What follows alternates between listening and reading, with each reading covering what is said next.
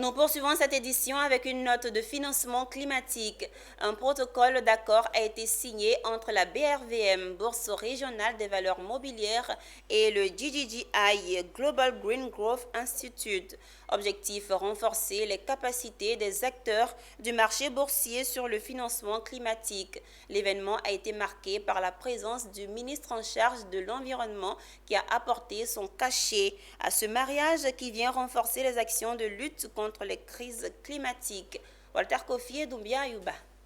C'est un engagement ferme en faveur de la sauvegarde de l'environnement que vient de prendre la Bourse régionale des valeurs mobilières, BRVM, à travers ce protocole de coopération signé avec le Global Green Growth Institute, GGGI. Pour l'institution financière, il est primordial d'orienter des fonds en faveur de la lutte contre les crises climatiques dont les effets se font ressentir sur l'activité économique. Cet accord pour un accès durable au financement vert tombe à point nommé et permettra de renforcer les capacités des acteurs du marché financier régional en matière de finances durables.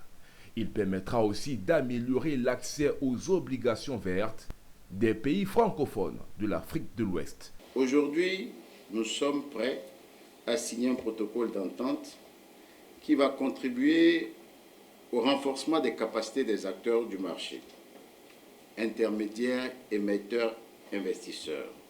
Favoriser les émissions d'obligations vertes dans notre Union à travers un dispositif d'accompagnement.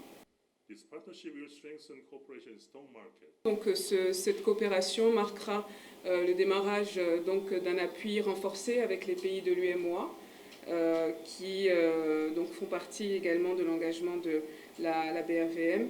Et donc à travers ce partenariat, nous renforcer les mécanismes traditionnels. Il y a nécessité d'une action audacieuse et transformatrice pour donner la priorité au financement privé de l'action climatique. C'est pourquoi je salue la signature de ce partenariat entre la BRVM et le GGGI. Selon le Forum économique mondial, l'engagement de l'Afrique sur le marché des obligations vertes représente moins de 1% sur un marché estimé à environ 4 900 milliards de dollars américains